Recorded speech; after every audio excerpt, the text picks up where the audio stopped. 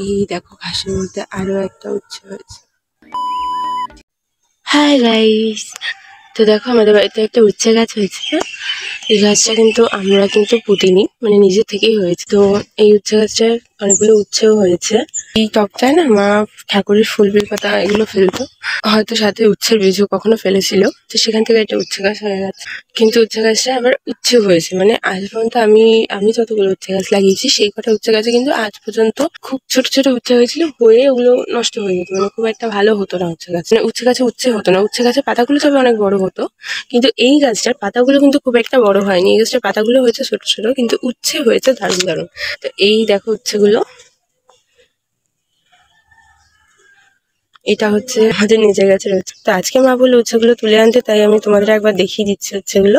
আজকে আমরা এই নিজেদের গাছের উচ্ছে দিয়ে মা ডাল করবে বলছে, তিতার ডাল। এটা তো একটা গেল, আরো 4-5টা হয়েছে, চলো দেখে আসি সেগুলো। এই দেখো, এই দেখো, সবকটা কিন্তু প্রায় সেম সাইজের হয়েছে। এটা নয়, শুধু এটা নয়, আরো উচ্ছে হয়েছে। তো চলো এক একটা করে তুলে নিই।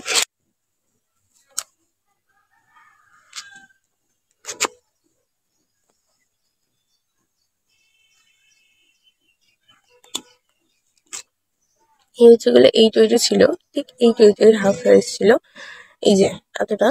তারপর আমি মা তুলে আনছিল তখনই, কিন্তু আমি মাকে বললাম যে মা আরেকটু রাখো, আরেকটু বড় হবে। তো এগুলোই আরেকটু বড় হওয়া অবস্থায়, আর বেশি বড় হওয়ার জন্য রেখে দিলে, যে ছাদে বসানো আমাদের উচ্ছে গাছটা, তো রৌদ্রে এগুলো হলুদ হয়ে যাবে, মানে পেকে যাবে।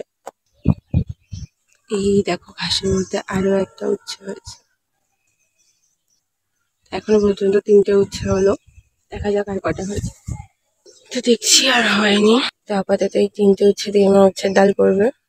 উচ্ছে গাছটা কেমন লাগলো তোমরা জানিও। আজকে মতো বাই বাই।